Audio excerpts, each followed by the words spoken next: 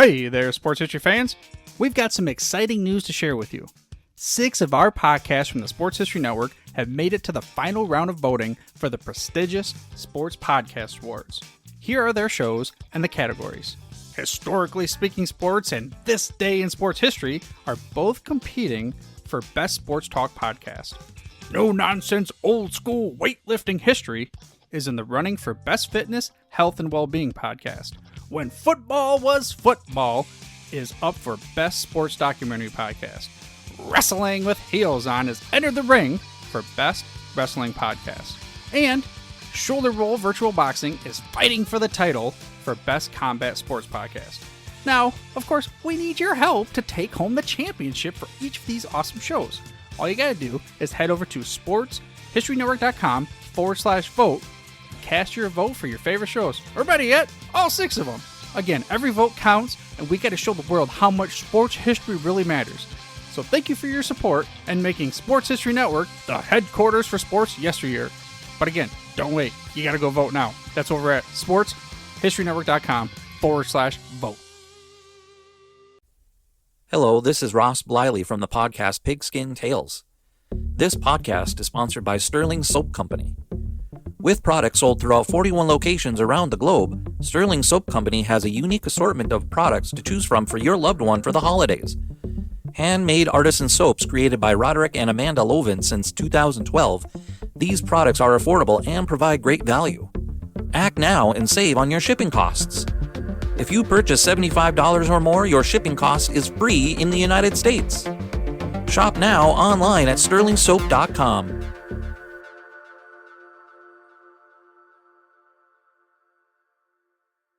This podcast is part of the Sports History Network, your headquarters for the yesteryear of your favorite sport. You can learn more at sportshistorynetwork.com.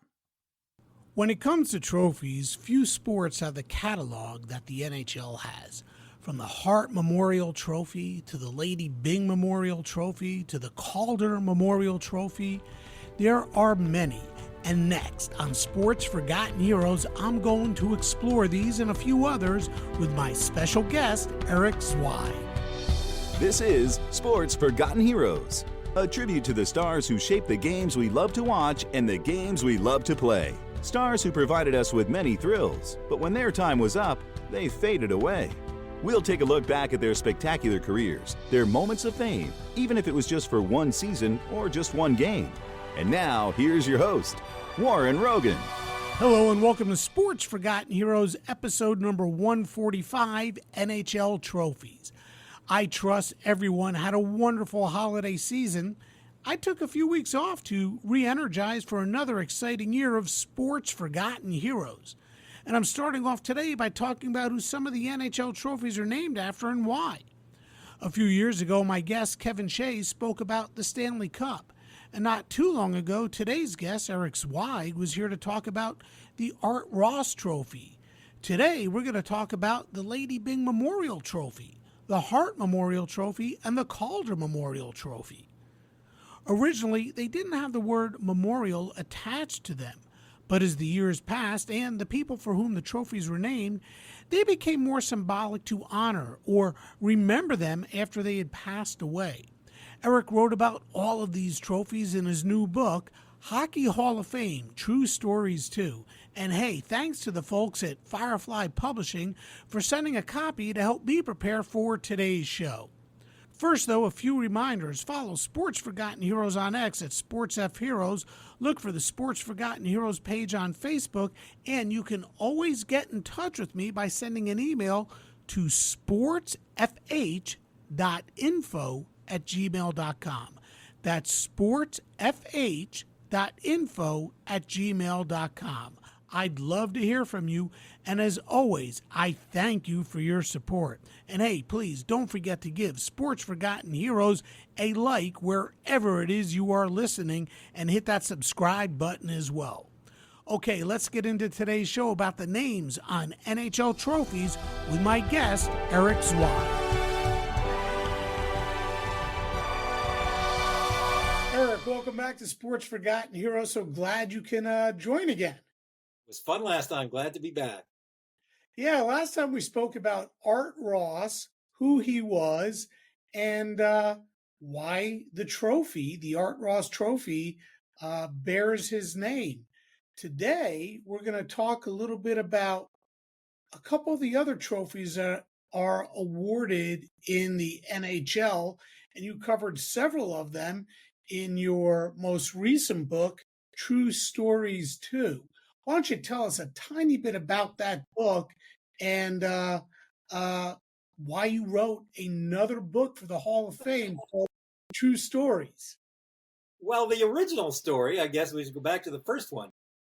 This is Firefly, who's a Canadian-based publisher, though they sell books in Canada and the U.S. They're generally known for their picture books. Not that sounds like for children, but like heavily illustrated books. And they decided they wanted something in their Hall of Fame series that would be more text-based and less of the photographs. So, stories. It should be stories. And I thought, well, if I'm going to do this, and at the time we were on a very short timeline, so there wasn't a ton of time to put it together. Though COVID got in the way and it ended up taking anyway. I thought if we're going to do these hockey stories, and especially related to the Hall of Fame, so it's, older stuff by its nature, I want to kind of dig into the true stories behind the hockey legends we've always heard that always wonder, did it really happen that way? So that was sort of the gist of it. People sometimes like, why don't you, call one that's like untrue stories? And I say, all the other books are untrue stories. These are the true stories. And it did really well. I mean, it was a lot of fun to do, and it was quite successful when it came out. So they asked me to do another one, and I wasn't going to say no. So it was, it's a little bit different, and there weren't. I mean, I kind of used up all the good hockey legends I knew from the first time to try and get. I mean, that's not really true, but this wasn't as easy to just go, well, what's this one going to be about? So I mean, I'd always sort of liked the idea because everybody talks about the NHL trophies and they're the best trophies in sports and they're cool. But why do they have these names? Americans seem so weirded out that the trophies are named after people. Like Cy Young wasn't a person. Like John Heisman wasn't a person. I mean, but they somehow find it odd that all these hockey trophies have names. So it was like, well, here are the stories behind the names. There's lots of other stuff in the book too. But that was a chapter I thought, like, if we're going to do this again, I want to tell sort of the true stories of how the trophies got their names and who they're named after and why. Because in generally speaking, they're not always named, like James Norris has nothing to do with defensemen specifically. Lady Byng is a woman in an era when there wasn't much women's hockey, but she was a big hockey fan. Like, why? And they're basically called for the people who named them. I mean, some of them are in honor, like the Vezina Trophy was in honor of George Vezina. The Norris Trophy was actually by his family in honor of James Norris. But they are more, the names themselves have nothing to do with the trophy. They are named for the person who donated them or who they were donated in honor of. And they just happen to be, we need a trophy for this. Well, there you go. James Norris has a trophy for this. David Hart has a trophy for that. So we can talk more specifically about the ones you want to talk about. But right. That was like, it's always been something interesting to me. Is like, why, what are the stories? How did they happen? Where did they come from? And especially because a handful of them have been kind of, like there was the Hart Trophy. Now there's the Hart Memorial Trophy because they donated a new one. Same with Lady Byng and the Norris as well. So, or not the Norris, the Calder. It's, and also, and I'm starting to talk too much without letting you get in with some questions. Okay. There's all the talk in recent years, especially a couple of years ago when the NHL was gearing up for its 100th anniversary, and were they going to rename the trophies? Why isn't the scoring trophy the Wayne Gretzky Trophy? Why isn't the defenseman trophy the Bobby Orr Trophy? And, there's an argument to be made for that, but these are historic names that have been part of the game since very early days in the NHL, and I, for one, would prefer they don't change them. And so far they haven't, and they've shown little appetite for it, but we'll see going on. But so I like this idea of the stories behind the names. Well, like I said, we discussed Art Ross previously. Prior to that, I did a episode about Lord Stanley, and you cover a couple of the trophies in your new book. And I Yes. wanted to start with the Hart Trophy. Um, Tell us about the Hart Trophy. Who was it named after, and why it was donated to the NHL? The Hart Trophy has, even among all the trophies, a somewhat unique angle. And like the person it's named for has almost nothing to do with hockey, though his son did. David Hart is the donor of the Hart Trophy. His son, Cecil Hart, was a long time involved in the front office with Montreal Canadiens. He coached them for quite a while. But even before that, he had been sort of instrumental in management of the team. He had actually, when Leo Danderan and Joseph Katarinich bought the team in 1921, he had been sort of their surrogate, standing in at the auction and made the deal to get the team for them for $11,000. Right? That was a pretty good investment on your $11,000. I mean, it was 100 and something years ago, but still. So in 1923, and it's interesting that David Hart, or Cecil Hart rather, at this point he's sort of behind the scenes with the Canadiens, but he's been involved in sort of management at hockey levels for amateur teams in the city of Montreal since he was literally a kid. Like from the time he was 13 or 14 years old, he was organizing baseball teams. He started actually as baseball was his first sort of true love, it seems. And he had organized a baseball team in Montreal. Like, as I say, like when he was literally like 14 years old, he was managing this team in a Quebec provincial league. And over the years, a lot of hockey people would play there. Lester Patrick played there, or in that league anyway. Art Ross played for his team for sure. Sprague and Odie Cleghorn played for the Stars. He eventually moves into hockey as well. So that by the time he's involved with the Canadiens in the early 1920s, I mean, he's not a well-established NHL guy, but in Montreal, he is a big name in hockey management, hockey, leagues and teams. And at his 40th birthday in 1923, his father, and as I say, by now he is working with the Canadiens, though he's kind of a behind-the-scenes guy. His father announces at his birthday party, I'm going to donate a trophy to the NHL. It's funny that, I mean, it's named the David Hart. Like, he doesn't donate it in honor of his son. He donates it in his name. But to the league his son is now, significantly involved with. And apparently he had in the past in another Montreal City league that his son Cecil had been involved with, he had either planned to or actually did donate a trophy for the leading goal scorer. And it sounds like when he intends to donate the Hart Trophy originally, he wants to donate it to the leading scorer. Though it does sound like, because it's funny in the paper, that it said, I see you have a question, but I'm just going to rattle on anyway. That it says in the paper he intends it to be for the leading, goals and assistants, which I assume has to mean assists. So he wanted it to be for the scoring leader, but is kind of talked out of it. Yeah, so you talk about that in the book, how it was originally intended for the leading goal scorer, but Hart wanted it for something bigger, something more. He wanted it for the league's most valuable player. Yeah, well, it sounds like, as I say, like he wanted it to be for the scoring leader, like goals and assistants. And Leo Danderan apparently is the one, at least in Danderan's own biography of Danderan several years later, says that he told Hart, it's a good idea, but it really does kind of limit it to forwards. If you give it to the leading goal scorer or point scorer, it's going to be forwards over defensemen and goalies. It also might encourage puck hogging, basically. Like guys are going to be, which I think probably would never have been true. But it might encourage more selfish play and less team play. If you give it to the most valuable player, it is available to anybody on the team, regardless of their position. And I guess that made sense to him, because it seems like from the time he originally presents it to Frank Calder, as the president of the NHL, which is now, so this originally happened at Hart's birthday in November of 23. It's January of 24 and into February and March when he's making the case to the league. And it does sound like right from the time he goes to the league with it, it is for the most valuable player. And the league jumps on it. They like the idea. They don't have any trophies at this point. There aren't any individual honors in the NHL. There's just the Stanley Cup. And even at this time, the Stanley Cup isn't exclusively an NHL trophy. So it's not a guarantee that an NHL team will win it. So they seem to really like the idea of this individual. And it does seem like the most valuable player award seems like a fitting one to be your league's first trophy. So all is good. One of the things that I found interesting was about Frank Calder. I thought, for whatever reason, I thought he was somewhat ahead of his time in that I thought it was pretty unique that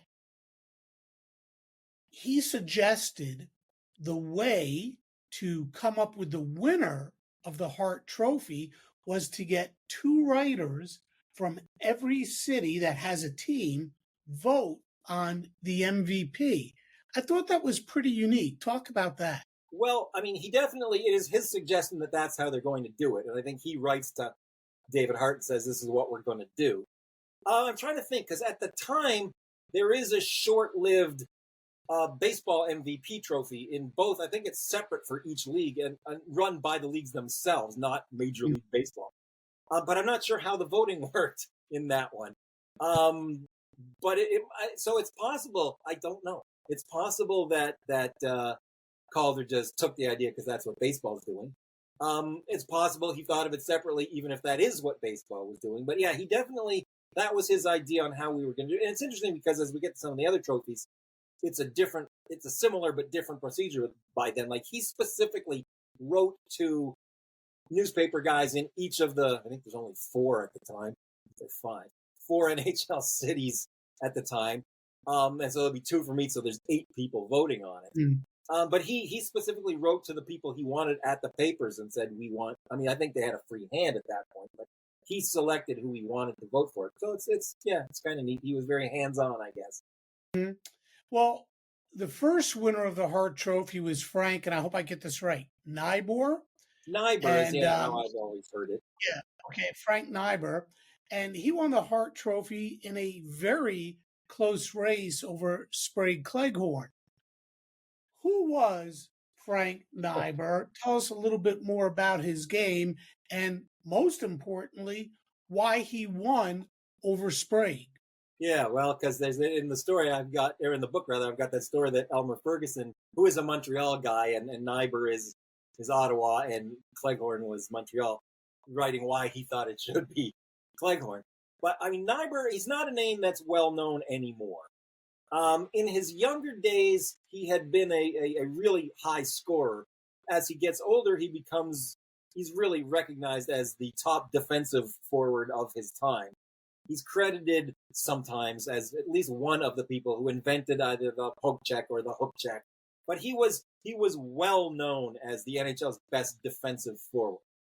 And at this point, he does seem to, like as I say, in his younger days in the NHA, before the NHL, he was a top goal scorer, like a guy who could score 40 goals in a 20-game season and compete for the scoring award every year, though there's no award. The scoring honor, I guess, every year. He's now more of a defensive specialist. But the thing is, Ottawa was kind of like the New Jersey Devils of their heyday. Ottawa was a team that, especially in an era that was very offensive, they emphasized defense. And they won. I mean, they won the Stanley Cup in 2021, 23, and 27. And though they haven't won the Cup yet in 23, I mean, Ottawa is the best team in the league. He's the leader of the best team in the league. Like if you look at his numbers now, which is all we can really look at, it's hard to go, why that guy?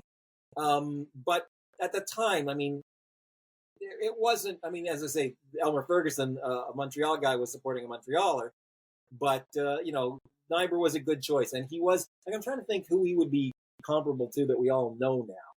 I mean, a guy like Jonathan Taves, say, versus, a Connor McDavid, or even Crosby, I guess, like a guy who was just an all-around tremendous player, not necessarily the flashiest superstar. I actually thought in a way of a Messier type player. Yeah.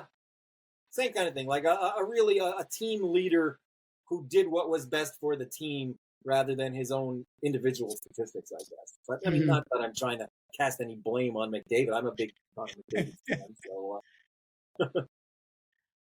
He played for Ottawa for 13 years. Yeah, a lot. Won several championships, Stanley Cups. Scored, I think I looked it up. It was like 139 goals and had 100 assists over the course of his career. And I thought one of the cool stats was, if I read this correctly, over the course of his career, he had 26 game-winning goals. So he was pretty clutch. So obviously we can't say he didn't deserve it, but it was a close race with Sprague Cleghorn, and he won the first ever one. Tell us about the trophy itself. Tell us about the fact that the original is no longer awarded and a replacement was created the after 1960. Yeah, tell us about the actual physical trophy. I'm just gonna. I mean, I won't bother holding it up because I'm sure you'll have some images to show. It was a very kind of classic trophy-looking trophy. Like it's got the handles to hold it from the side. It's not as juggy as some of the classic trophies, but it looks like a trophy. It looks like something you'd give to the the student body president kind of thing. I mean, it's a trophy, and it's mounted on a nice wooden base, and it has room for plaques on it for the names of winners. And it happens that it has 9, like 3 sets of 3, like a tic-tac-toe layout on each of its 4 sides of the base. So 36 years later, it's filled up. And at that point, when the NHL has more trophies and somewhat more elegant trophies, in modern days, they've just built bigger bases when the trophy runs out of space, or the Stanley Cup actually, physically got bigger. But it was Clarence Campbell at the time decided, we should have a more elegant, like a trophy that actually makes you go, ooh, ah, when you just look at the actual trophy.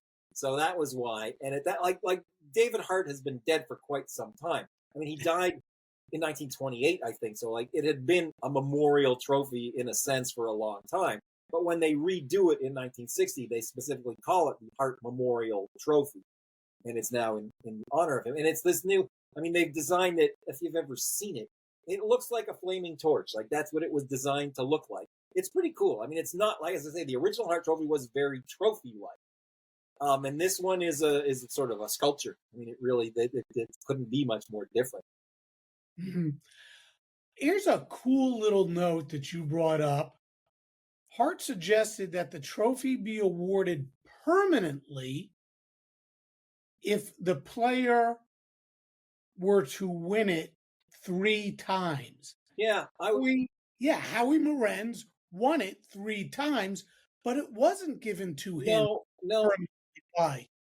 Well, yeah, there's no real answer to that. I mean, the trophy right on it, I was looking at the picture and trying to blow it up. Like right on it, it says not to become the permanent possession of any one player until it's won 3 times, which was a fairly standard trophy thing of that era.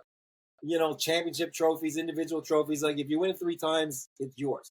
It's possible, even though it doesn't say it, it's possible it was intended for 3 consecutive seasons, and therefore nobody won it at that point. But it does just say 3. And it's interesting that not only is Howie Morenz the first guy to win it 3 times, Howie Morenz was a particular favorite of Cecil Hart. He had been the one who went to Stratford and recruited him for the Canadiens, basically. And he was the coach for much of Morenz's heyday in Montreal. And it's always said that Hart never had any children and considered Howie Morenz practically to be a son.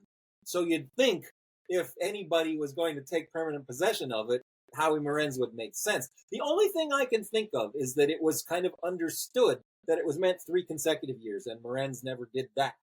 But I don't know. That's just conjecture. Because I think some of the other trophies of that era that have the 3 rule is 3 in a row.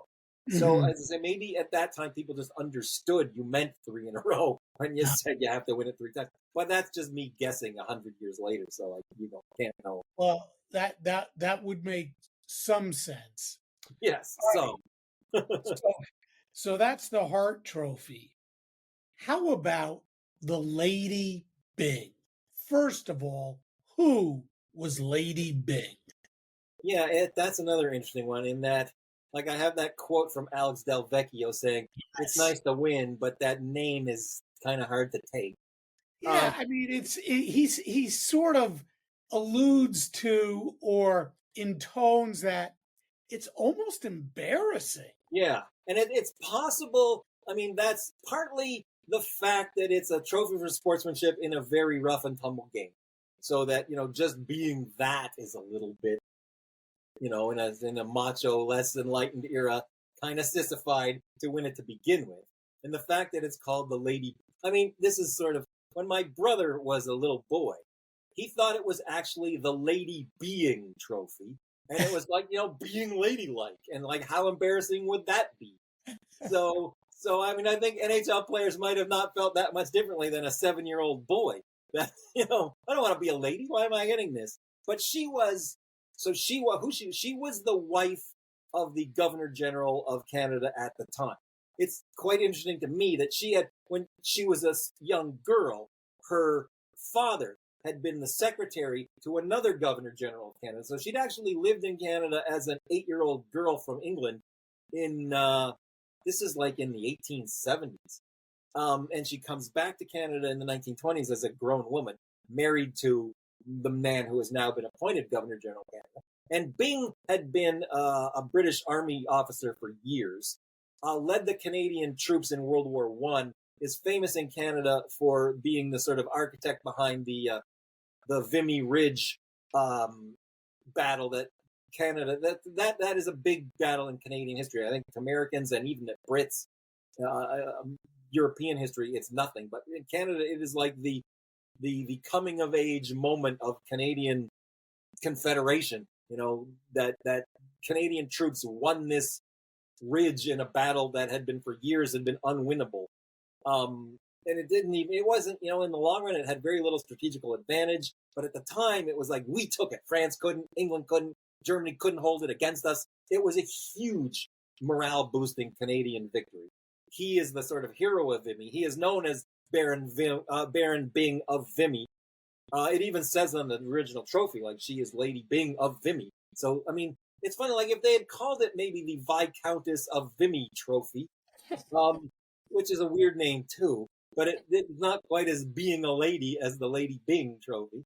But she was a huge hockey fan. Like, she came to Canada.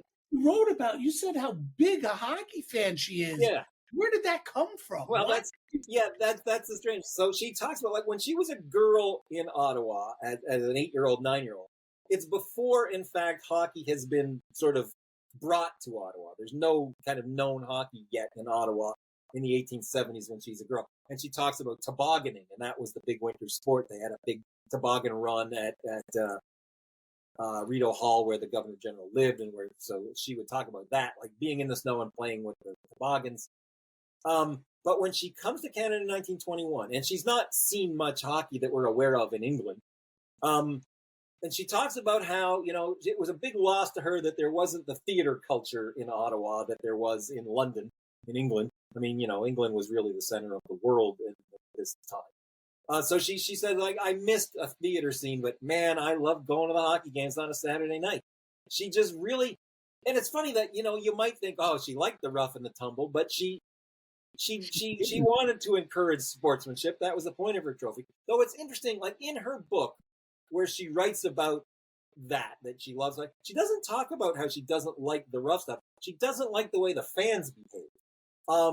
What she doesn't like specifically is when they get angry and throw stuff on the ice, which is, sensible because it's dangerous to throw stuff on the ice. But she never talks about the trophy in any sense of encouraging better behavior among the fans. She wants to encourage more sportsmanlike play among the players. And yeah, it was important to her. But she was a big fan. Like, she went to all the games when she was in Ottawa.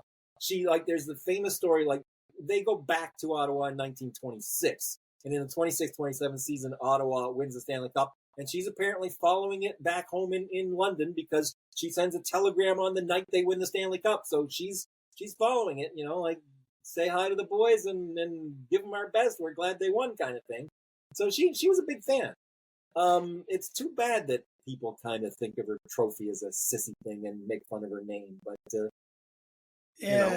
a weird macho sport. It's interesting because it is a trophy that is awarded for clean play, if there's such a thing as clean play in the NHL. Ironically, Frank Niber, who won the first Hart Trophy, as we were just talking about, he also won the first Lady Byng. But it was controversial that he did win it. Talk about that. He was actually awarded the first trophy, the first Lady Byng, after he was invited to, for lack of a better term, inspect the trophy. She wanted to get his take on it. She said, well, here it is. It's for you. It's for sure there's a little bit weird controversy in how it was handed out. And that story is the story that the NHL tells on the website, that she invited him to Government House and said, I'm thinking of this. What do you think of the trophy? And he went, that's good. It makes sense to me. And she said, here you go. It's for you. But it doesn't, like reading the newspapers at the time, it didn't quite happen. I mean, it's possible that all happened behind the scenes, but she still goes to the NHL. Like there's newspaper stories as it's happening that she has gone to Frank Calder and discussed, this is what I want to do. Here's the trophy I intend to donate. And this is what I want it for. And the league goes, okay.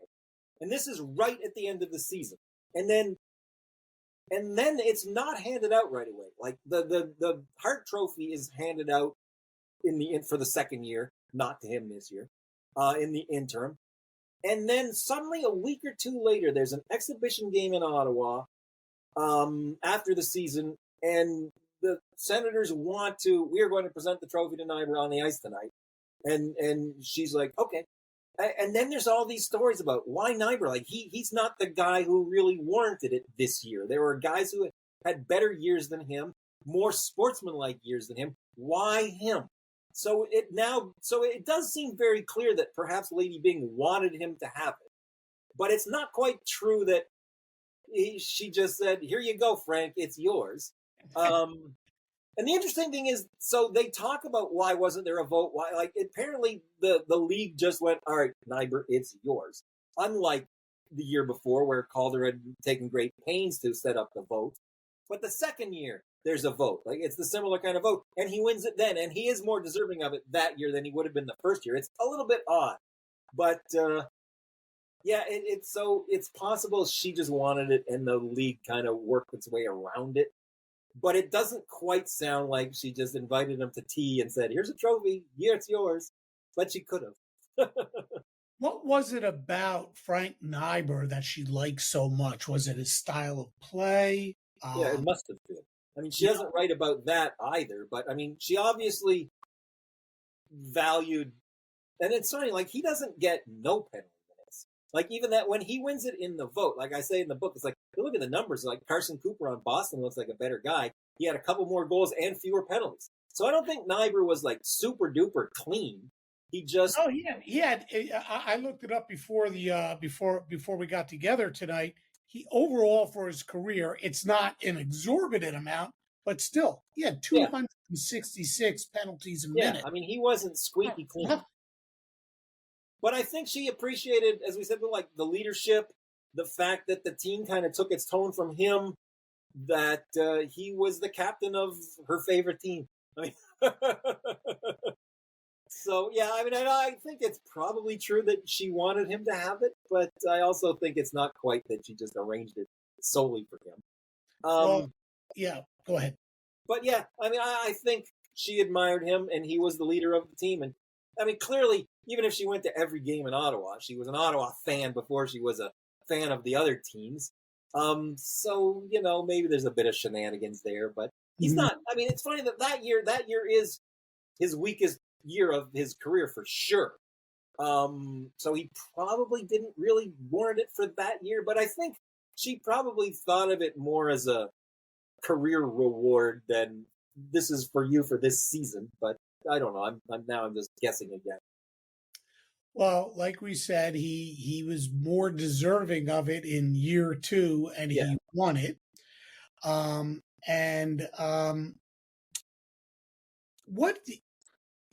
We talked about Del Vecchio when we first started talking about the Lady Byng. How do today's players feel about the Lady Byng?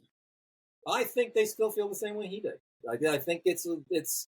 I mean, for a little while, it became almost like a consolation. Like, you're not quite the most valuable player, but you deserve something trophy. I don't know. I think, I mean, the game's not as violent right now as it had been for many years, so maybe it's. But yeah, I think it still has a bit of a connotation of winning, which is too bad, because I mean, she wanted it for sportsmanship, like not necessarily like it does, talk about clean play. Like, she didn't want. I don't think she expected guys to be wimpy. She just wanted them to not be dirty. I mean, so. Well, here's a good question for you. What are the qualifications for the Hart Trophy, the Hart Memorial? What are the qualifications to win the Hart Memorial? Well, I don't know that there are like honest to God criteria, and it's just it's actually been, like it says, for most valuable to his team, which is different than being the best player in the league, though it generally goes to the best player in the league. There's a handful of years where you look at the thing and go, why did that guy win? In the mid 50s, it's like the only time they really seem to take seriously most valuable to your team, as opposed to best player in the league. But it's generally become the best player in the league trophy. I think really, if you think about it, there might only be, 3 trophies in hockey that are actually awarded based on a particular criteria that automatically gets you the trophy. And that would be the Ross, right? For the highest score, that's goals and assists combined. I believe the Rocket Richard Awards given to the league's leading goal scorer. Yep. And the Stanley Cup goes to the team. Yeah. Well, I mean, the Jennings Trophy, and this is what, it's funny, when the Vezina Trophy started, I mean, people always talk about it like it is now the most valuable goalie, and it is voted to the guy who has best goals against average. Yeah. Though, but even like in the early days, similar to what the Jennings is now, it was for the goalie on the team that allowed the fewest goals. That's what the Jennings is. But it always, even though it was always that, it was always kind of treated like the most valuable goalie trophy, which is what it has become. And it's interesting that we didn't talk about this, but the fact that Dan Duran thought if you have it for scorers, it precludes defensemen and goalies. It's interesting that even still, and before there were specific, like goalies and defensemen win it way fewer times to Hart than the forwards do. So it definitely became a kind of best player as opposed to valuable. Has a goalie won the Hart? Yeah, no, it's happened. There's was it 7 goalies have won it 8 times because Hasek won it twice, but not a lot. Right. Going back to the Lady Byng, talk about Frank Boucher. How many times did he win it, and what happened to the trophy? Yeah, it's funny too that you look at the actual original Lady Byng trophy is a pretty squat, ugly little trophy, which is why they replace it later. But be that as it may, and it is kind of a squat, ugly trophy. Frank Boucher won the trophy 6 times in a 7-year stretch, or 7 times in an 8-year stretch, and he's never actually seen the trophy. Like I have the cartoon in the newspaper that he'd won it 6 times and had never seen it because there wasn't an awards presentation like there was. There were miniatures. Like I think he'd been given those miniatures, though maybe he was given those later. But anyway, after he wins it 6 times in 7 years, and there's an event in Ottawa. It's a little bit strange. Like he actually is presented with it for the first time ever after his win in 1935. There's an event in Ottawa, and he's at it. He's from Ottawa, and they present him with the trophy. And a writer in the Ottawa, one of the Ottawa newspapers, it's just his column for the day, but writes this kind of open letter to Lady Byng, going, you might, now that you're back in England and probably not following hockey as closely as you once did, you might be surprised to learn that in the ensuing years that this one particular guy just wins it year in and year out, and you might consider actually giving him the award outright. So there you go. So they finally do give the trophy to someone who won it so many times. By the way, it was 7 times in 8 years. 7 times in 8 years. Okay. I just looked it up. But here's the thing. They finally give it to somebody. They retire the trophy. Wow, what a mistake. Well, they gave him the trophy, and she immediately donated a new one. That's the same kind of squat, ugly one, like the exact same trophy again. He is given the trophy to keep. And yes, years later, he has it, and he always talks about, one of these days I will give it to the Hockey Hall of Fame. And he has the miniatures for all the times he's won, and he's apparently got these great paintings and these trophies he's won as a great New York Ranger star. And he lives, like I say, he's living out west, but is in a farm near Ottawa where his family is. There's a big fire and the farm burns and all the trophies and all the stuff is destroyed. So the original Lady Byng trophy is lost in this fire. Yeah, it's funny because I'd always used this. I didn't know that story until, it's not like it was a hidden thing. I didn't uncover it, but I just personally didn't know the story. And I used to wonder where it happened. Like if he was given to it, what happened to it? What happened to it? And then it was like, oh, look, there was this fire and it got destroyed. But so there was, like, as I said, like immediately, like after she gives him the original trophy to keep, that summer she donates a brand new one. And so the league, it continues on. And as I say, it's the same kind of squat, ugly little trophy. And then when she dies in 1949, and again, the NHL's website kind of makes it sound like immediately upon her dying, the league decides we should donate a better, nicer, fancier trophy in her honor. So it actually took almost 2 years after she died. Not that it really matters. And the Lady Byng trophy currently is quite an elegant, beautiful trophy, unlike the squat cup that she had actually donated originally. And it's the Hart Memorial, and this is the Byng Memorial. Yeah.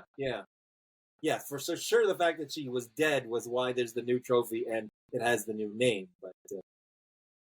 But it did take them. It didn't happen instantly. Well, we mentioned his name earlier, Frank Calder. Tell us about the Calder Trophy. Tell us a little bit about its history and what that trophy is awarded for. Yeah, well, the Calder Trophy is for the Rookie of the Year. So this will go back a little bit when I was talking about the votes. Like Frank Calder, who had initiated the vote on the sports writers for the Hart and then the Lady Byng, and by 1930-31, the Canadian press decides it is going to poll all of its sports writers annually to choose the NHL All-Star team at the end of the season. Not like the team that plays in the All-Star game, the award, the first team All-Star, second team All-Star. Sort of like football's All-Pro team. Yeah, the All-Pro, yeah. And baseball doesn't have anything comparable, though I think they've started to. Basketball has one, too. But it's different than the All-Star game. It is the All-Star team. So they start doing that in 30-31. In the 32-33 season, added to their poll, they also decide to select a Rookie of the Year. Like the Canadian press decides this independently of the NHL. The NHL's happy, it seems like it, to go along. So there's, for a handful of years, in 33, 34, 35, 36, there is a poll selecting the Rookie of the Year in the NHL. But they don't receive anything. They might, I can't remember if there's even a cash bonus. They receive the honor. People know it's in the paper. Congratulations, you're the Rookie of the Year. But apparently, Conn Smythe in Toronto and one of the Toronto sports writers puts this bug in Calder's ear. Like, there should be a trophy for this, and you should donate it. So he does. He commissions a trophy. It's quite a pretty trophy by the ugly squat early trophy standards. But still, it's going to be the winner in the Canadian press poll who's going to receive the trophy. And Sillaps of the Maple Leafs is the winner. And so Calder decides, I haven't seen Sillaps is from a town, Paris, Ontario, which is funny. There's Paris and a London in Ontario, and they're not too far from each other. Apps is from Paris, and that summer, the Kiwanis Club, I think, in Paris is honoring Apps. And Calder decides he's going to come and present his trophy to Apps. And he decides on the train. So by this time, there is the Vezina Trophy for the best goalie. There's the Hart Trophy. But that's all there is at that point. But then there's the All-Star team annually. But Calder decides on the train, apparently, from Montreal to Toronto and then to Paris, that, geez, this is a trophy that a guy can never win again. You can only be a rookie once. I should give it to him to keep. And he does. He presents the trophy like, it's yours to keep. Congratulations. Here is your trophy.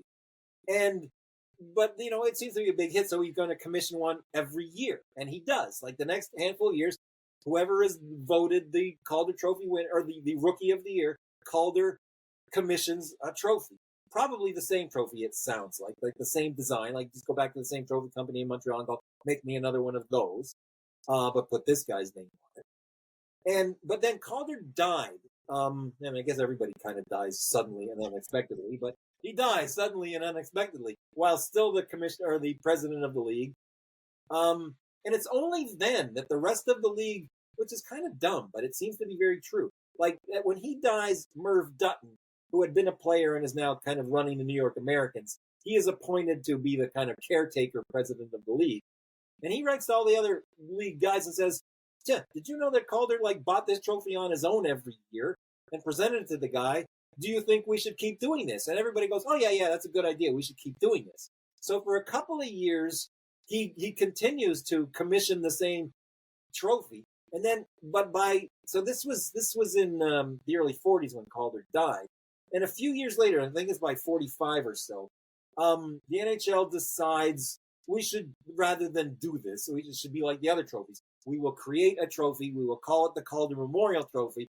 You won't get to keep it, but it will be perpetuated every year in honor of our founding president and in his name. And the rest of the league goes, yeah, that's a good idea. And so now they have a permanent trophy that, nobody gets to keep. But by this point, they do have the little miniature replicas guys. So you are presented with a little version of the trophy. And there are some of those kicking around. But that's how the Rookie of the Year trophy started. What I find interesting about the Calder is this. The rookie eligibility has changed or did change several times over the years. And what I mean by that is a guy like Sergei Makarov, who was so established overseas, right, in the KHL with the Russians, I believe that's what it was called. He was an established professional. He was not 19 or 20 years old when he came over to the NHL and won the trophy with the Calgary Flames. There were other guys as well. Whereas a guy like Wayne Gretzky, who's won every single award you can imagine, with the exception of one. Calder, I think that's because he played in the WHA and came over. Doesn't make sense. No, it doesn't really make sense. I think that was a real screw you from the NHL to the WHA, not to Wayne Gretzky specifically. But they were very adamant about that. He has played as a professional, though on the other hand, the guys in Russia technically didn't play as professionals. Though he was, he's 26 years old and he's played 8 seasons of the highest, in the second highest league in the history of hockey. And they don't make him ineligible, though they decide after that we won't do this again. But it is interesting that originally you had to be what they referred to as a true rookie. You couldn't have played at all in any previous season. Even 1 minute of ice time is supposed to, make you ineligible to be the Rookie of the Year. Though it's interesting that even in that vote for still apps, that a couple of guys who get votes had played. So it's like the guys either didn't enforce the rules or didn't understand the rules. But for many years, it was that you couldn't play at all. Then they decided, all right, if you played 3 games, less than 3 games, you're still a rookie. And then it keeps kind of going up. Like currently, it's 25 games in one season, or it's a weird number. It's like 6 games over several seasons. But they've made an idea of what disqualifies you for a rookie and what doesn't. But you can play in the playoffs. You could actually be a rookie like Ken Dryden. Yeah, you could win. I'm sorry, I can't think of the name of the trophy for. Conn Smythe Trophy. Yeah, I mean, you could win the Conn Smythe Trophy as the most valuable player in the Stanley Cup playoffs, and the next season win the Calder. Yeah, no, it's interesting. I guess the only thing you can say about that is that when Dryden played that whole rookie, he only played 20 games. Like, it wasn't 25. But I don't think that's what the number is. I think it's just like, playoffs don't count for some reason, which seems odd. Like, if there's a number of games that limits you, why doesn't it count playoffs? But it didn't, like, because the first time this comes up is Gay Stewart in 1945, I guess, who has he had been up with the Leafs in the playoffs the year before and only played a little bit. And it's like, no, I guess it's in 42 or 43 because it's the last ruling Calder makes. Is that like, well, it wouldn't really be fair, like, especially as his rookie year is developing and he's clearly the guy who should win this trophy. It's like, it doesn't seem fair to disqualify him because he played in a couple of playoff games. So let's say it doesn't. So, that's the last ruling he makes as an NHL president before he dies.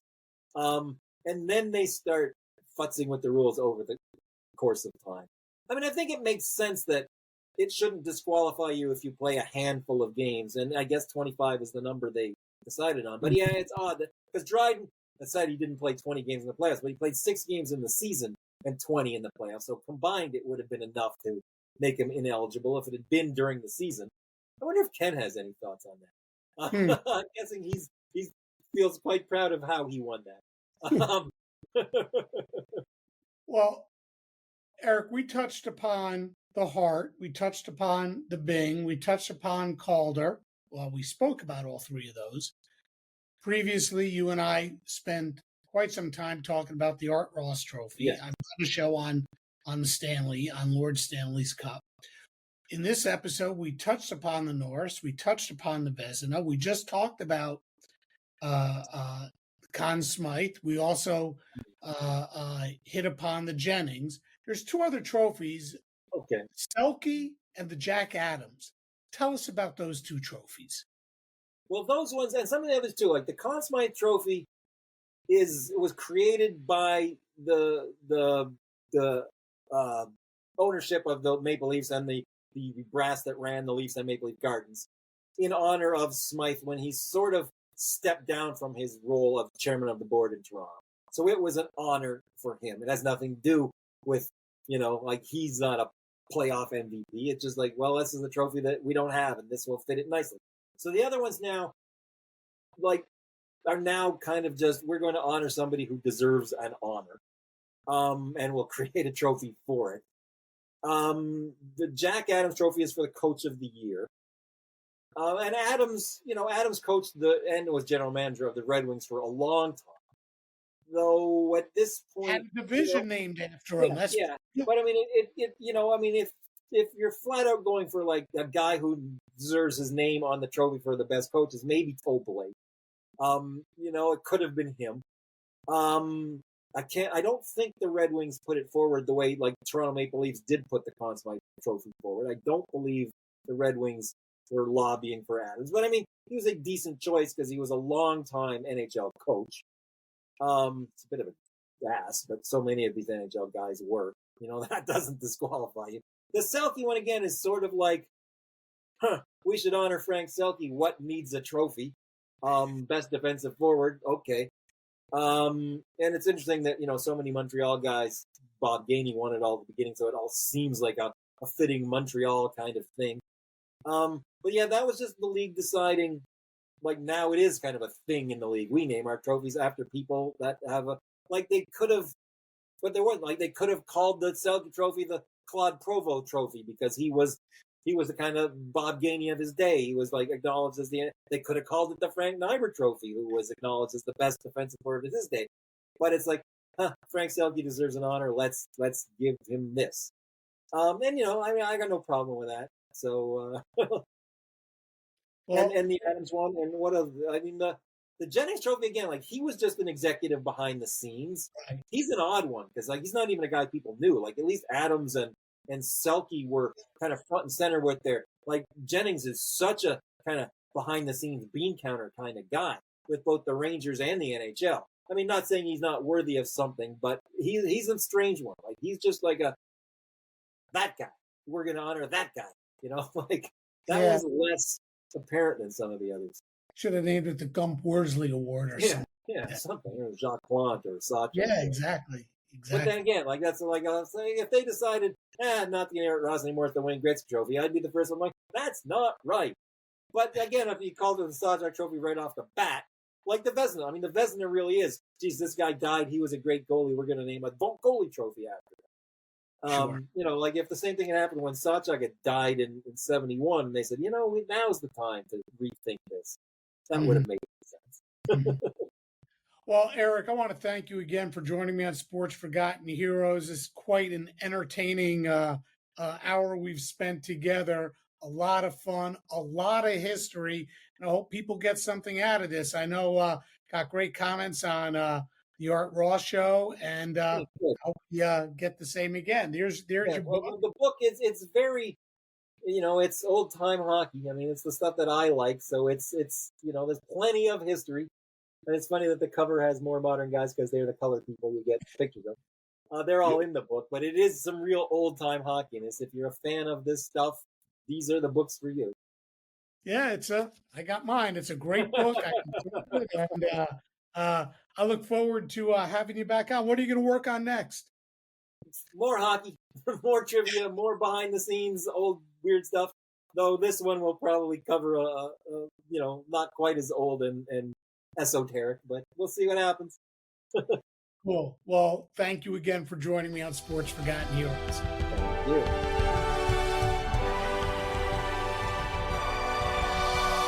I think it's pretty cool how the NHL has named its trophies to help carry on the legacy of many of its past stars, and for the people who donated the trophies for certain accomplishments. I do think, however, there could be room for a few more. There has got to be a way to name a trophy for the likes of Wayne Gretzky, for the likes of Bobby Orr, and Gordie Howe. After all, there are trophies in honor of several other great NHL players. Maybe as time goes on, the NHL will figure it out. Once again, thanks to my guest, Eric Zweig, for joining me on this episode of Sports Forgotten Heroes, and thanks to all of you for listening, and I'll see you next time on Sports Forgotten Heroes. Hey there, sports history fan. This is Arnie Chapman, a.k.a. the Football History Dude, and I hope that you enjoyed this recent episode presented by the Sports History Network and were able to learn some good old-fashioned sports history knowledge nuggets. I started the Sports History Network back in 2020 with the mission to help podcasters find a community of like-minded sports history nerds, as well as helping aspiring podcasters to start their own shows. We have a little bit over 30 shows on the network right now covering all sorts of sports history, but as far as I'm concerned, we're just at the toothpick in the ocean moment, you know, that can't even figure it out because there's so much more coming. We wanted to create the ultimate headquarters for sports yesteryear, starting with Podcast Network and our website, but we're going to continue to move into other mediums as well. And here's the cool part, because we want you to be part of our team. So if you're interested in starting your own podcast, or maybe being a guest on one of our shows, or who knows, maybe even writing an article for us over on the website. Seriously, all you gotta do is reach out to us on the contact page over at sportshistorynetwork.com. You can be as technologically savvy as a Neanderthal tapping on a stone trying to figure out this whole hieroglyphics thing back in the day. Again, it doesn't matter, because even if you don't understand the whole podcast space, we have a production team that can pretty much help you out with doing everything. All you gotta do, head over to sportshistorynetwork.com, head to the contact page, fill it out. That message goes right to me, and I'll reach out to you as soon as I can. But for now, dude, I'm through if you're through.